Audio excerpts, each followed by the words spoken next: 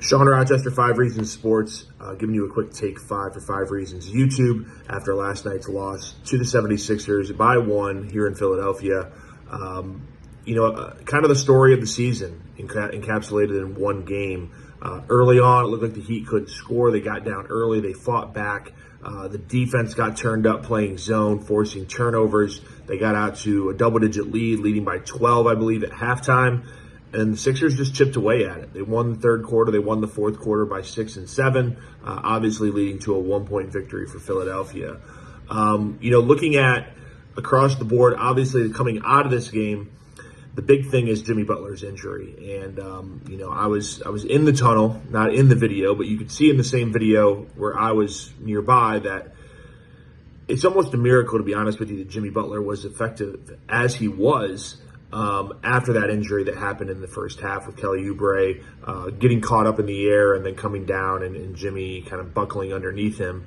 I think, the energy, the adrenaline really kind of numbed him, because in that first half after the injury, yes, he was hobbled, but you had those pick six, those back tip steals for dunks. He was effective. And I think as you got later in the second half, he just wasn't able to do that. He didn't have that movement, and it really clogged up things for the Heat offense. I don't necessarily blame Erik Spoelstra. I don't think it would take a heavy set of balls to take Jimmy Butler out in a game like this. So I don't blame him for that, but I did think that impacted the game, and it may impact, honestly, the next game on Friday, or maybe the next series, depending on this MCL injury. So we'll see what happens with that. Tyler Herro is obviously going to be the story. 41 minutes, 27 shots, 9 made, so a poor shooting night for Tyler, 4 of 14 from behind the arc. He did have 9 assists. He did have 25 points.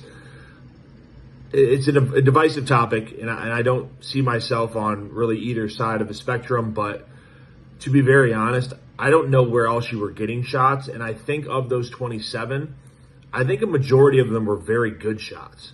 I don't blame Tyler for taking those shots.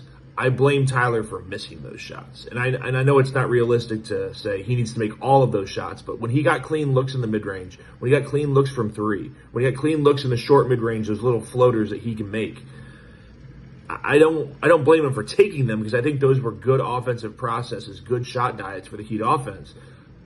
I blame him because he didn't make them. And whether it's the moment was too big or whatever it may be, he's had to be better.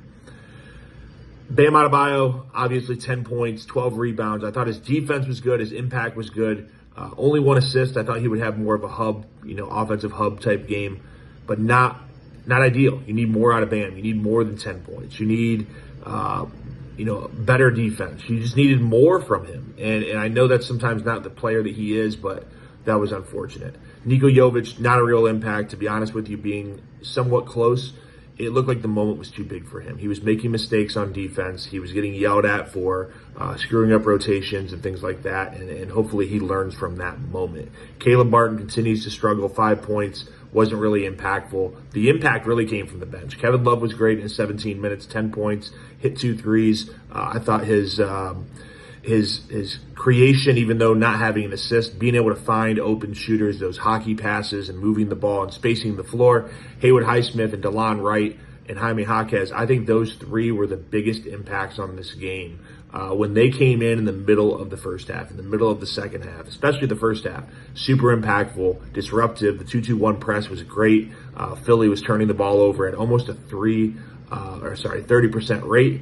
But that went away in the second half, and Philly started to make shots. Obviously, Nick Batum, who knows? If he doesn't get drug tested today, I don't know what the NBA is doing. We got to have better standards than that. So, look, Philly's a good team. You had your chances, and you just couldn't get it done. So we'll see what happens on Friday. You got Chicago coming to Miami. You win. You get to play the Boston Celtics. What an honor. But go out there and compete. I think they went out there and competed last night, and just couldn't get it done. So thank you for tuning in. Follow 5 Reasons Sports for all your Heat and South Florida content.